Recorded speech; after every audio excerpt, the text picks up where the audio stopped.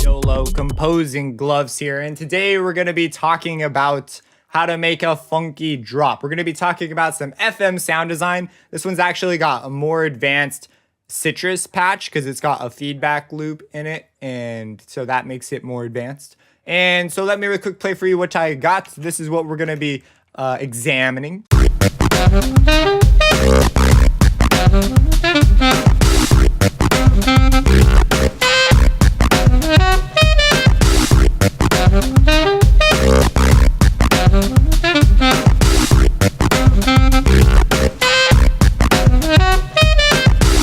So there's a bunch of, we're going to spend a long time talking about the sound, but I want to give you a skeletal overview of the rest of the drop. So the sound really made the drop what it is because that's where I grabbed my influence from. But the sounds themselves, you might be going, where'd you get these? So this one is actually a personal recording. It's actually Jordan.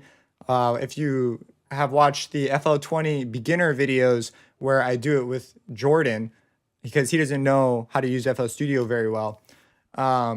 That's actually Jordan playing saxophone in this very room. I added some verb, did some compression and things, and it sounds really good. And the way I make these, because I've actually done this a bunch, and what you do is you lay down a tempo with like a groove like this and just have it go out till like infinity. And then you have your friend that's over just jam on that, just solo on it. And you usually, you tell them, hey, can you jam in like C or something? That way you know, oh, this recording session, this one's in C, and you write that down. And so when you're writing a drop or something, you can literally just grab the recording, slap it down. And then what I do is I do this scroll thing where I'll just scroll through and audition different parts of the sample. And that tool is up here if you aren't used to using this menu. You middle mouse click and what is that?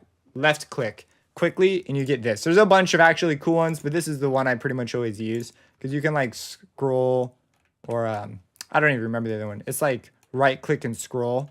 Yeah, and that moves you through too. I never use that really though, as you could tell. So anyways, that's how I came up with this. And then it was sort of a call and response thing because I had made this riff by the time. So I was doing all this sound design and I came up to with this riff.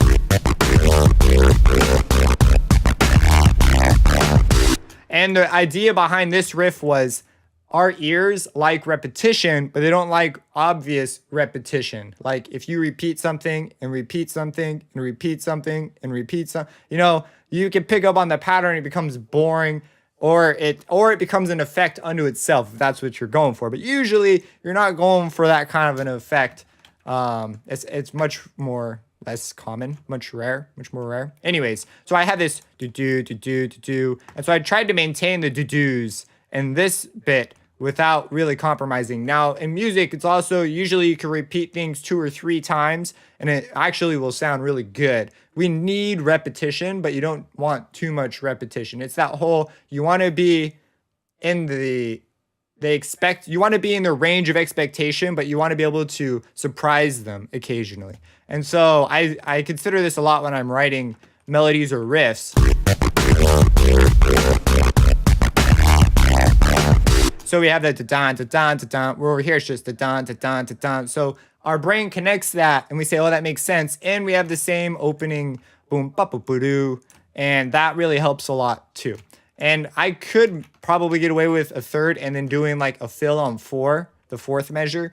But I just came up with this little 2-bar riff and thought that sounded cool as a phrase. Well, as a small phrase. So that's how I came up with this. And then what I took is I took this and I took the saxophone recording. And you notice this is the first little beat. I just slapped it in there and cut it up. You notice these all say pattern 11. And then, of course, I took the modulation and I just sort of copy pasted it and then tried out different rhythms. And if something stuck out to me in a way that I didn't like, I might mess with the modulation. But in this case, it all sounded pretty fine. So we get this. And so that's our first bit. And then here's like the end of like the second measure or the first measure. Bum, ba, bum, that dun, da, dun, da, dun, became bum, ba, bum from earlier. If we look over here, we have this. That's what that was. And now it's like a completely different rhythm. And it works great as a connection to the next phrase. Bum, ba, bum, bum, ba, ba, ba, and then this, sax does stuff. So anyways, that's what's going on in my head. And so I had a professor who would say he wish he had a sign. I don't know why he never made this sign. He's retired now. He said, think musically. He would have a sign that would say that on his desk. He doesn't, but he would always tell us, think musically. Like, forget about all the technical garbage and only use it if it enables you to think musically. So here I am thinking musically. And something I want to point out here about this sound is notice that the timbre shifts in a way that makes sense with what's going on.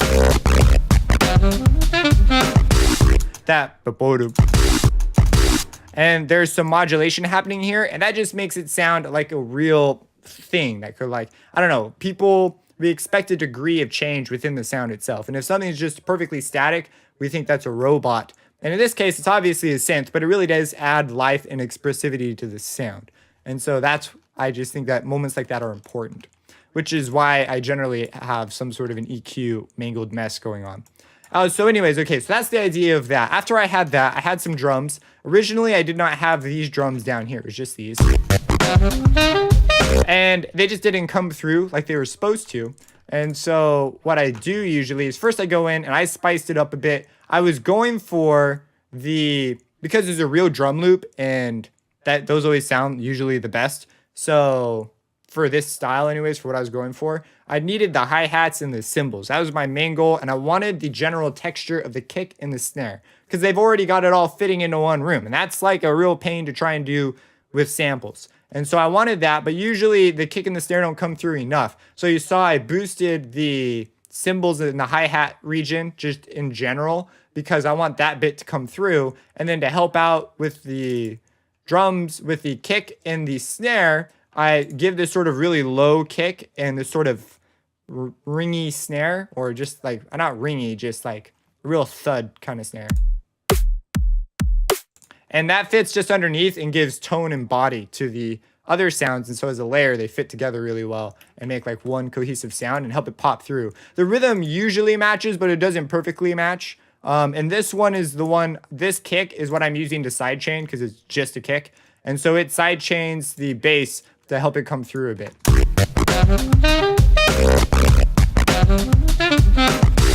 And after this, so I have my drums now. I've got my cool little call and response kind of deal. I've got a phrase formed. It's really nice. You notice I tried to pick phrases that were somewhat related in the solo. I really like these notes though. That's just nice. And down here, I added on a piano on the upbeats. Now these occasions I call just like, you hear it in your head. You say, oh, it would be dope if there was like an upbeat thing going on right here. And if you listen to a lot of the music, you might be able to call on like several examples. Like I could think of several glitch hop tracks that have, things going on the upbeat of this nature. It's just a really common thing. So this is just a piano. It's the Alicia Keys Contact piano. And it's just playing a C minor chord.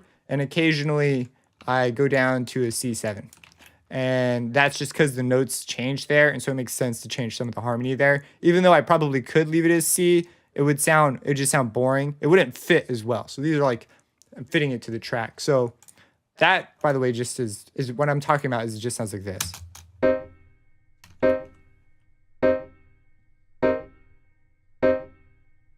See, that's it. And you slap that on, and it's just a nice little thing that comes in. It's not like a major change to the idea or anything.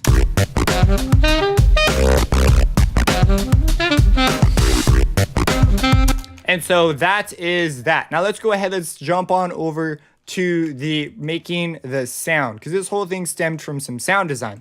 So before I did any of this, I was trying to work with this riff.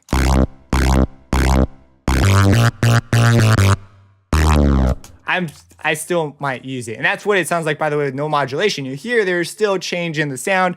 That's because I knew I wanted a sound that had this like wow, wow, wow. So I made an envelope that would do that. It's pretty straightforward. But sometimes when you're making sounds from scratch, we neglect tools like envelopes. I know I do. So anyways, it wants me out in the modulation. See, like maybe for this particular riff, I kind of liked what I had more. So I'd maybe dial the modulation back. And maybe I could use this earlier in the track and move into the B section as a drop. So, just things. But anyways, I had this riff, and I tossed in this drum loop to get a better idea of what I was doing. Because when you're doing sound design and you're going for a certain style, it's always a great idea to have like a small riff in that style. It sort of guides your decisions as opposed to trying to do it in a sterile environment. So I'm working with this riff, and let's go ahead and turn off the effects on it. So with no effects, it sounds like this.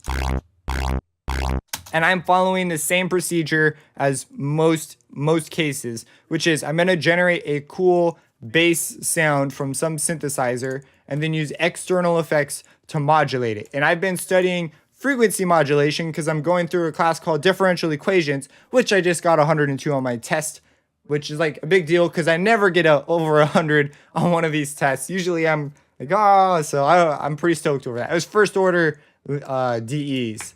So ordinary differential equations. Anyways, I've been studying frequency modulation as a result because I'm really interested in learning about Bessel functions, and that actually comes much later in the second class, but I'm reading ahead because I'm a nerd. So this is a little more advanced of a patch than my usual patches, but it is, here I've got basically what I have here is I've got 1 being modulated by 2 and 3, and 3 is being modulated by 4. So we have a parallel, so 3 and 4 are in parallel, so 4 modulates 3, or 4 is modulating 2, and 3 is modulating 2.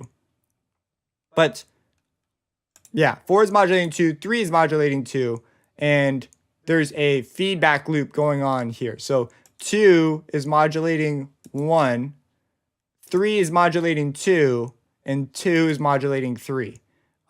This is just confusing to say out loud. Like I didn't even say all of it right the first time. So basically I have a feedback loop here. That's how you can see this bit. And these two are modulating 2 because they're on the line that says 2. If you've taken or watched my FM synthesis, Learn FM synthesis course, or series, this is somewhat, it's clear that it's just a mixture of the two basic techniques. And the feedback loop is sort of something extra special. I normally don't mess with feedback loops. And so you might be going, how'd you decide to use this feedback loop thing? And the answer is, I decided on it because when I turned that knob, it sounded cool. I didn't have a technical reason for it. It just sounded cool. I'm sure I could probably think of several cases where the feedback would be really useful. But in this case, yeah. So the main idea was I had one going and I turned it on and I messed with a bunch of sine waves, again, using the method of inspired guessing. And I came up with this sort of a relationship. I thought it was cool. And then I wanted the wah, wah, wah.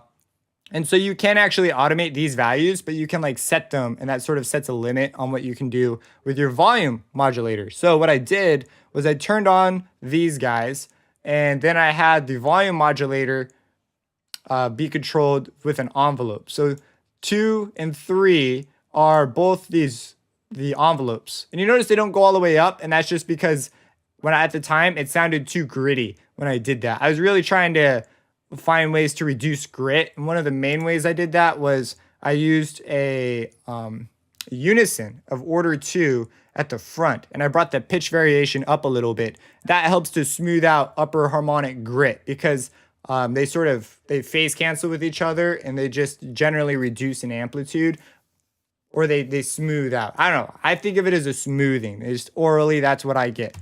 So anyways, that's what we have. And the notes I'm writing, the range has changed a couple times based on the ratios I was working with, but I settled on around C2. This was sort of the ideal range for the patch.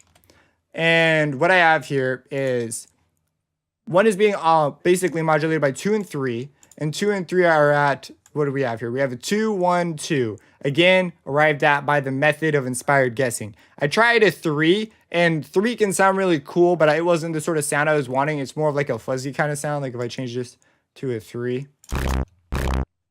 And I would need to adjust modulation values because some of them are too high for this ratio. But basically, I didn't want like a fuzzy kind of sound. I wanted more of a crisp, like a knife kind of deal if I had to visualize it. And the 3 is being modulated by 2. Pretty standard deal here. And they're at a 2-to-1 relationship, so that makes perfect sense. 4 is modulating 2 as well, and I'm using 4 just as a color modulator. So basically, I turned 4 on, messed with it to see if I could get a cool additional color out of it. Maybe it'd be a beneficial timbral change. Because you notice nothing else is really on here. That's it. So what I have is if I turn this off, that's what I have. So that's what you see. I get the sort of resonancy bite by adding a 4 onto modulating 2. So that's why I have 4 on. A similar reason for 3. I was like, oh, 3 sounds kind of cool. What if I like, have 2 influence 3? That would be kind of cool. So I turned this guy on. And since they're both on envelopes, I thought maybe you could go a little more extreme because their effect is only at the beginning. That's not true in this particular case. You see, most of the values are actually pretty light still. Some patches, like they're barely moved at all. So this might be extreme compared to some patches. But basically, this is what I have going on. And then I set these envelopes to control the volume of the modulating operator. And the reason is, if I left this just on, it would be way too much. And it provides a cool timbral change as I go here. So I don't remember if I messed with RM in this. No, I didn't. So anyways, that is what I have going on there. Just a bunch of experimentation. That was my thought process. I did notice that I had a number of interesting insights as I did this. One of them was by having these sort of curved peaks, I got a better fundamental. Like if I'm scared to move it. If I were to change the tension, that's what I have. And I've noticed this just in general, that these sound like filters somewhat. They sound filtery to me. And I believe the reason is because we have some straight lines. And we talk about what straight lines mean in the FM synthesis course. So that's going to keep things a little more consistent. And since we have like peaks of rapid increase, we end up having a more consistent sound because the change is like more isolated to specific areas of the waveform. So anyways, that's as much as I'm going to say about the patch because that's pretty much all that's going on. I messed with some filtering up here, and you notice I have high quality envelopes and oversampling at 4. In this case, that's what I wanted. And this is a sound that I'd beef up the oversampling on rendering. I'm not relying on the aliasing at all for the sound design that I'm doing. So that's my bass sound. That's a lot about it. So if you still don't get it, I guess you could download the FLP and you'll be missing the audio files. And if you don't have these plugs, you'll be missing those too. But you can mess with the patch from there and try and get your own thing. So let's turn on the effects and let's do them one by one. And I'll tell you what's doing what and why. So here we have a wave shaper. It's just a general boost. It's the only job. So without the wave shaper, with it. And in the previous sound design tutorial, I talked a little bit about the idea of why I do a distortion like this as opposed to just turning the volume up. And it has to do with the nonlinearity of distortion. And then we have here, and it sounds cool. Of course, there's the experience. Like I've messed with them a bunch to know what's what. But there's a reason why I do general strokes like that at the beginning. Now on the next one, now here I've got an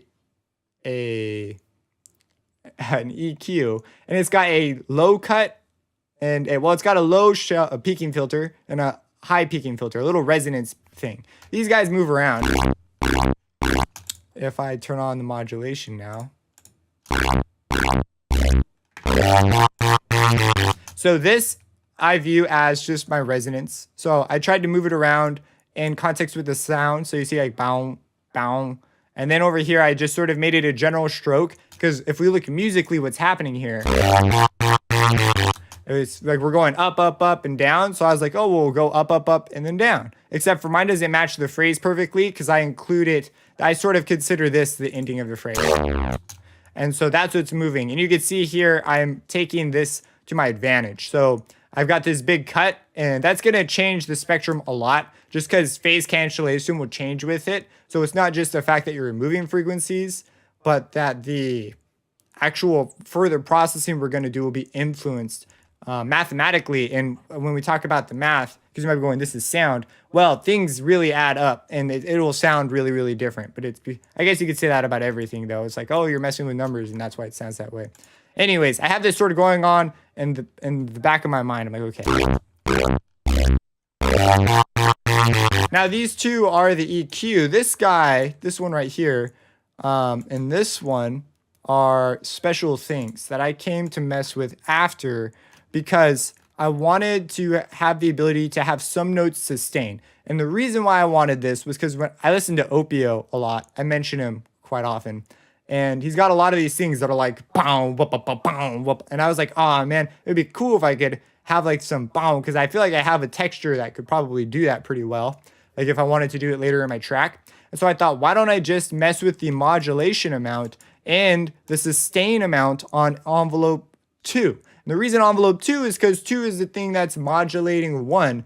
I could bring up 3 as well if I wanted to, because if you remember, these two have envelopes on them. So I just I'm messing with the sustain here. And by doing this, I'm able to bring the sustain up. I still get the attack that I have, but I'm able to keep the notes long if I desire. So then I was trying to make it so that, oh, what notes would make sense with longer textures?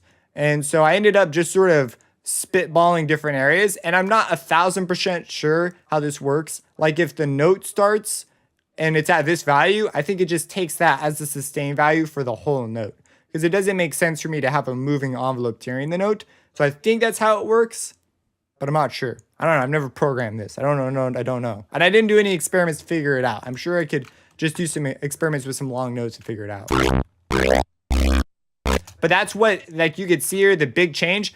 Now we've got these two guys going, but we're also changing the length of the note. And that's what creates such drastic change in timbre. And this also is important because the length of notes will be affected by the envelope. And if I want to play like a crazy riff, and I don't want it to constantly be going blah, blah, blah, blah, just up and down, I could have the up, and just keep the notes long. That way, when I have the long notes, it'll be a more consistent melodic sounding thing, if that makes sense. So anyways, that's what's going on there with the EQ. After that, we go through a driver. I have been using this more and more. I love it. The resonance is really touchy.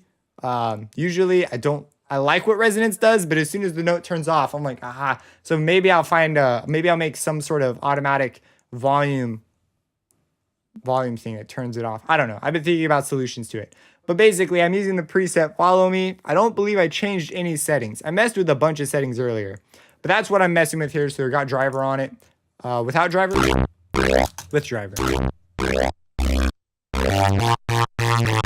And then we go through Maximus, which is just performing. It brings the mids up, the highs up a bit, and the lows up a bit. So I'm bringing things up in a multi-band kind of way. It gives it like a more rounded out sound. This is a move I'm very likely to either remove or go back to and change a lot, especially in the mix. And then we have a wave shaper. And this one's just like straight up hit the roof. Just slam it, man. So the Maximus has a big influence on this, because it's going to change how it hits the wave shaper. And so if I wanted to change the texture, I could go to the Maximus and get some pretty different results. Like, let's go here. And now we've got like more mid and the low's gone away. So it's good for like tone shaping in a way that an EQ usually can't offer. And, well, an EQ can't do this method, so it just doesn't. And this has got like drive built into it. Then I have the side chaining. It's actually pretty light. Like, well, it really does take the front off notes. And that's what's going on there. It doesn't look like it's on right now, though. Oh, it's because I'm above the kick. It's just straight up off right now. If I brought it down, it's because I ended up deciding that the kick was less important than the bass. So that's something I might change. That's like something I'd have to debate with after I wrote more of the song and mixing was a bigger deal. And then finally, I have some reverb. And I really like the RC48. It's one of my favorites. I really like the 48 because the 48 has classic ambience. And I really like bathroom. I just like it. And they've also got one on here. It might be on the other one. Drum bus, very small room, classic spaces. I like the drum bus preset on here as well. It's getting interesting. I've gained more and more preferences. Like for what sound I'm going for, I'm like, oh, I'm gonna grab, you know, this reverb or that reverb. Yeah, I think it might be on the other one. But in this case, I ended up settling for small hall, dialed it in. It's very light. It's at like 16% on the mix setting. And that's what's going on. And we have our completed sound. I actually only added the verb after I had the saxophone going, because the saxophone, I threw another RC48 also on small hall, and I wanted to merge them so they sound like they're in the same space. It would fit together a little better. And so if you listen to them, that's also helping the cohesiveness of it.